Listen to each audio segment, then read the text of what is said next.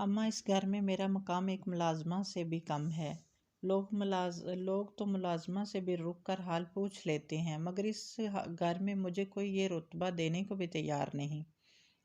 زیبی آپا نے بہتے آنسوؤں کو ہاتھ کی پشت سے صاف کرتے ہوئے روندی آواز میں کہا، اماں، اس گھر کے لوگ میرے وجود کو نظر انداز کرتے رہے، میں برداشت کرتی رہی، مگر مجھ سے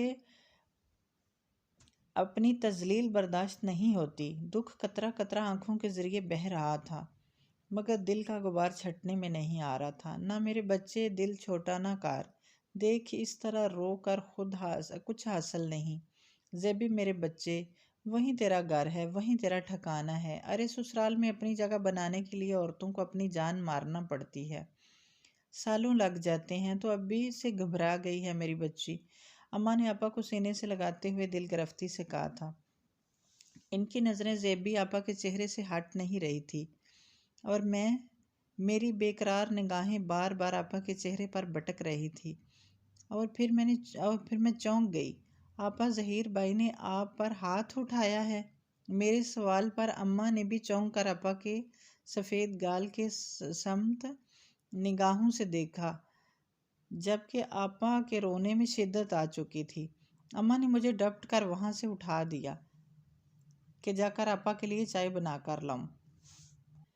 زیبی آپا کوئی کم ہمت، بے صبری اور ناشکری تو نہیں تھی کہ اس طرح اپنے سسرال سے لڑ جھگڑ کر واپس آ جاتی۔ وہ تو پورے عرصے میں انہوں نے اپنے سسرال والوں کے بارے میں کبھی کوئی برائی کا ایک لفظ بھی نہیں بولا تھا۔ ظہیر بھائی کے تو وہ ایسے گن گاتی تھی کہ وہ حیران ہو کر سنجیدہ سے ظہیر بھائی کو دیکھتی۔ وہ واقعی میں اتنے میٹھے ہیں، کہاں ان کا ذکر کرتے ہوئے آپا کے لہجے میں اتنی مٹھاس آ جاتی، لیکن آپا جس طرح آج پھٹ پڑی، اس سے تو ظاہر تھا کہ وہ اپنے سسرال میں پہلے دن سے ہی آزمائشوں میں ڈال دی گئی تھی۔ میں آسمان پر نظریں جمائے مسلسل آپا کے بارے میں سوچے جا رہی تھی۔ ان کا مرجھایا چہرہ اور میلا سا ہوا حلیہ مجھ سے نہیں دیکھا جا رہا تھا، تو اماں کے دل پر کیا گزرتی ہوگی، اور بچے، وہ بھی گھر میں کتنا پریشان ہوں گے آپا کے بغیر۔ شانی اور ہیرا کے چہرے میرے ذہن میں آتے ہی میں مضطرب سی ہو گئی، اور وہیں تخت پر لیٹ کر میں نے آنکھیں موند لی۔ زیبی آپا بچپن سے ہی ابا اماں کی لاڈلی اولاد تھی۔ شادی کے پہلے 5 سال تک بے اولادی، اور اس کے بعد پہلوٹھی کے بیٹے کی وفات کے بعد جب گلابی سی پری اماں کی گود میں آئی تو انہیں لگا دنیا کی ہر نعمت ان کے قدموں میں ڈھیر کر دی گئی ہو۔ پھر پورے 5 سال بعد میں اس دنیا میں آئی۔ میری آمد نے بھی آپا کی حیثیت پر کوئی اثر نہیں ڈالا۔ وہ اماں ابا کی آنکھوں کا تارا تھی تو میری جان سے پیاری آپا تھی۔ زیبی آپا اماں کی بے انتہا فرما بردار اور سلیقہ مند بیٹی تھی۔ جب زیبی آپا میٹرک میں تھی تو ابا کی اچانک وفات سے گھر کی مالی حیثیت کو اچھا خاصا نقصان پہنچا، تو گھر کے حالات تنگ ہو گئے۔ تب آپا نے میٹرک کے بعد آگے تعلیم جاری رکھنے کے ارادے کو ترک کیا اور گھرداری میں مصروف ہوئی۔ پورے گھر میں عجیب سی سوگواری چھائی ہوئی تھی۔ اماں نم آنکھوں کے ساتھ زیبی آپا کو تکتی، اور زیبی آپا اپنا دکھ بول کر اماں کی دل جوئی کرنے لگتی۔ وہ اپنے جذباتی پن کو کوستی۔ کیا تھا جو اپنے راز کو راز ہی رہنے دیتی، اور اپنی خوشحال زندگی کا برم رکھ لیتی جو اتنے سالوں سے رکھ رہی تھی۔ مگر ظہیر نے جب مہمانوں کے سامنے ان پر ہاتھ اٹھایا، ان کی ذات کے پرخچے اڑا دیے، ان سے برداشت نہیں ہو سکا۔ آخر ظہیر کو یہ حق کس نے دیا تھا کہ وہ اتنی تذلیل کرتے؟ اور بس یہی کچھ ان سے برداشت نہیں ہو سکا، اور وہ اماں کی طرف آ گئیں۔ ظہیر نے بچے اپنے پاس رکھ کر انہیں ان کی سرکشی کی سزا دی اور کہا، اگر بچے واپس چاہیے تو گھر واپس آ جانا، تو پہلے اماں اور مجھ سے معافی مانگے۔ آج دوسرا ہفتہ تھا زیبی آپا کو یہاں آئے ہوئے۔ صحن میں رکھی چارپائی پر بیٹھی آپا نہ جانے کیا سوچے جا رہی تھی۔ پھر افسردہ سی بیٹھی آپا کو دیکھتے ہوئے ماضی کا قصہ سوچنے لگی۔ جب آپا 5ویں جماعت میں تھی تو ان کی کسی معمولی سی غلطی پر استانی نے اس کے چہرے پر تھپڑ مارا تھا۔ آپا کے چہرے بالکل اسی طرح 3 غیر واضح انگلیوں کے نشان دیکھ کر اماں نے آپا کو سینے سے لگایا اور اسکول جا کر شکایت کی۔ پھر آپا کو تنگ حالات کے باوجود ایک نسبتاً مہنگے اور اچھے اسکول میں داخل کروایا جہاں بچوں کو مارا نہیں جاتا تھا۔ اس واقعے کو سوچتے ہوئے مجھے خیال آیا، کیا اماں اب آپا کو واپس بھیج دیں گی؟ وہ ان کی سسرال جا کر ان کو کھری کھری سنا سکتی ہیں؟ ہرگز نہیں۔ کیا وہ ان کو سسرال بدر کر سکتی ہیں؟ یقیناً نہیں۔ ان کے چھوٹے چھوٹے بچے ہیں، وہ ان کے بغیر کیسے رہ سکتی ہیں؟ اف، یہ بیٹیوں کی مائیں بھی کتنی مجبور ہوتی ہیں نا۔ میں نے آہ بھری۔ میں کالج سے گھر آئی تو گھر میں غیر معمولی پن کا احساس ہوا۔ اتنے دنوں سے گھر پر چھایا ہوا جمود آج ہوا لگ رہا تھا۔ کچن سے اشتہا انگیز کھانوں کی خوشبوئیں اٹھ رہی تھیں اور سامنے تخت پر آپا نئے جوڑے میں ملبوس، آنکھوں میں کاجل سجائے، ہاتھوں میں چوڑیاں پہننے میں مصروف تھی، جبکہ اماں یقیناً کچن میں مصروف تھی۔ آپا، خیریت ہے؟ کوئی آ رہا ہے کیا؟ میں نے ستائشی نظروں سے آپا کو دیکھا۔ وہ بہت پیاری لگ رہی تھی۔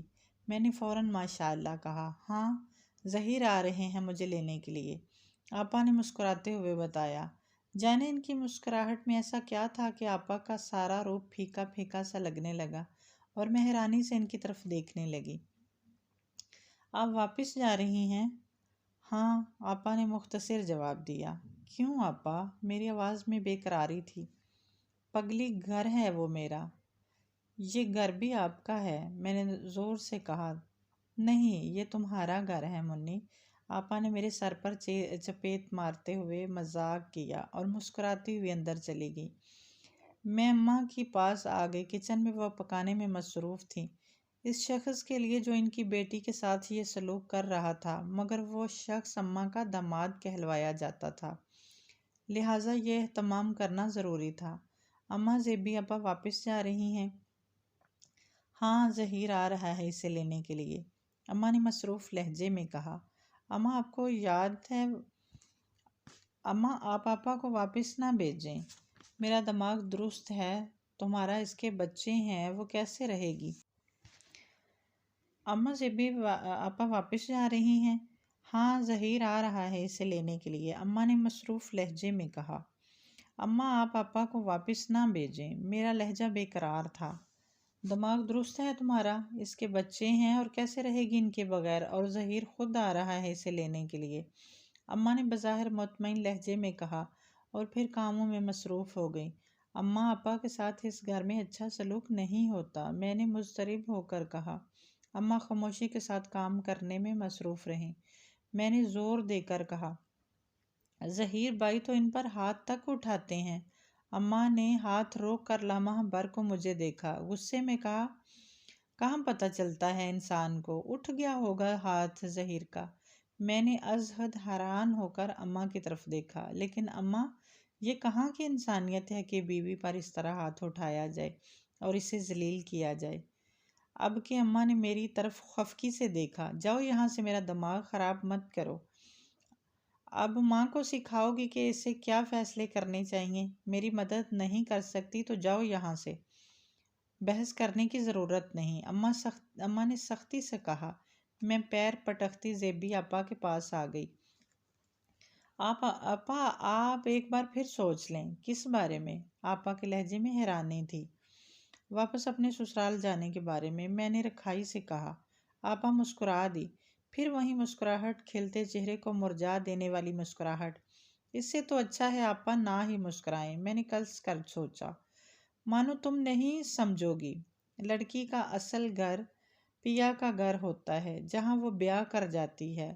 اگر میں ہمیشہ کے لیے یہاں بیٹھ جاؤں تو اماں پر کیا بیتے گی؟ میرے بچوں کا کیا مستقبل ہوگا؟ کیا میں ان کے بغیر رہ لوں گی؟ زندگی ایسے نہیں گزرتی میری جان، دونوں میں سے کسی ایک کو تو جھکنا پڑے گا۔ سو میں جھک گئی، کیونکہ مجھے معلوم ہے گھر بچانے کے لیے قربانی عورت کے حصے میں ہی آتی ہے۔ آپا نے ہاتھ تھام کر دھیمے لہجے میں کہا، یعنی آپ اپنا گھر بچانے کے لیے ظہیر بھائی کے آگے سر جھکا دیں گی؟ نہیں پگلی، سر میں نے ظہیر کے آگے نہیں بلکہ اپنے اللہ کے آگے جھکایا ہے، اس سے بہتر میرے لیے کوئی کر ہی نہیں سکتا، اور پتہ ہے مانو، انسانوں کے سامنے سر جھکانے میں سوائے ذلت کے کچھ نہیں۔ اگر ہم 2 قدم چل کر اللہ کے آگے جھکا دیں تو وہ 10 قدم آگے بڑھ کر ہمارا جھکا ہوا سر دنیا کے سامنے اٹھا دیتا ہے۔ آپا کا لہجہ بہت مضبوط تھا۔ یہی سوچ کر میں نے واپس جانے کا ارادہ کیا اور ذہیل کو کال کر کے اپنے ناکردہ گناہوں کی معافی مانگی اور اپنے بچوں کی خاطر اور اماں کے سکون کی خاطر اس فیصلے پر سر جھکا دیا۔ میں گمسم بیٹھی ان کی باتیں سن رہی تھی۔ اچھا چلو، بہت باتیں ہوگی، اٹھ جاؤ، اماں کا ہاتھ بٹاؤ، میں ذرا کال کر کے پوچھوں کہاں پہنچے ہیں ظہیر۔ آپا نے مجھے اٹھاتے ہوئے کہا۔ اتنے میں اطلاعی گھنٹی بجی۔ اماں کچن سے نکل کر گیٹ کی طرف لپکی اور ان کے پیچھے آپا اب بھی ظہیر صاحب کا پرجوش استقبال کرنے کے لیے ان کے ساتھ چلی گئیں۔